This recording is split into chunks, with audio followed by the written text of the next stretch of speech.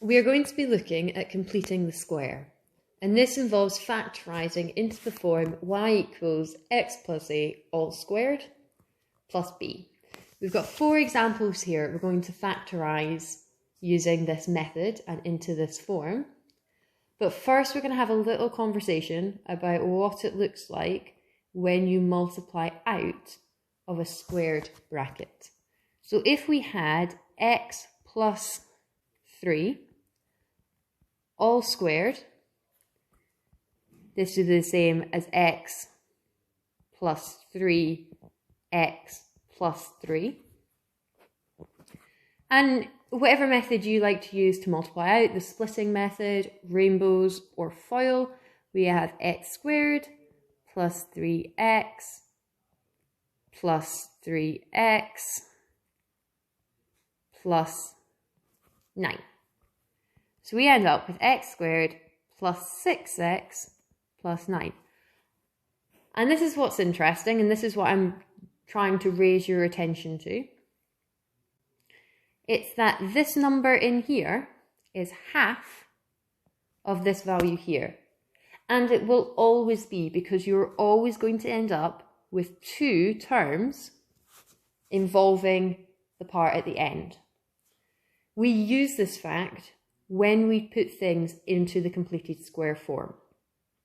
So if I go back, and we'll leave this here for the minute just so, as we think about it, I can get the squared part of my bracket very easily. So I'm going to have x and then half of 6 plus 3 all squared. But if we look down, we know that if we expand this out, what we end up with is plus 9. And that isn't what we want. What we want is plus 3. So the question is, how do we go from positive 9 to negative 3? And the answer is we take away 12. You've successfully put this in the completed squared form. And in this situation, a equals 3 and b equals minus 12. However, if you had to multiply out every single time, this could be quite arduous and it could take you a while. There are shortcuts we can use to make this a very efficient process and a very quick 2 marks. So let's have a look at the second one. X squared minus 4x plus 2.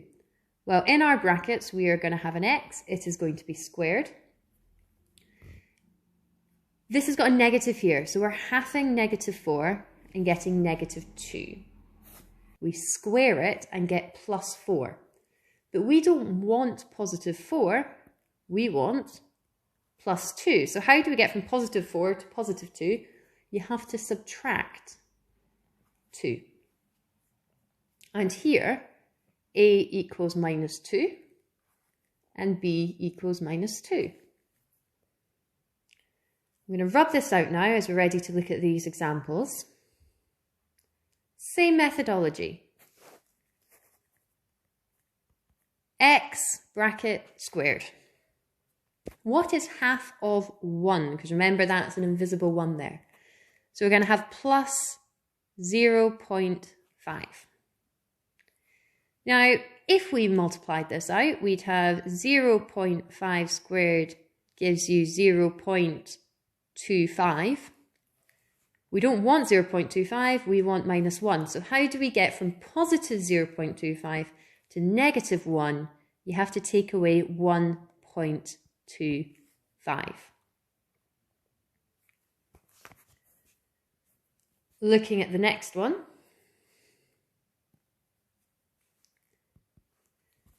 This is a bit unusual in that we don't have anything at the end, and I'm going to very clearly at the start remind everyone that what this means is we have that invisible plus 0. We saw it in the other quadratics videos. If there's nothing there, there is a plus 0 at the end. Looking through this, we factorise x bracket squared. Now what is half of minus 4? That's negative 2. Negative 2 squared. That gives you 4. How do we get from 4 to 0? You have to take away 4.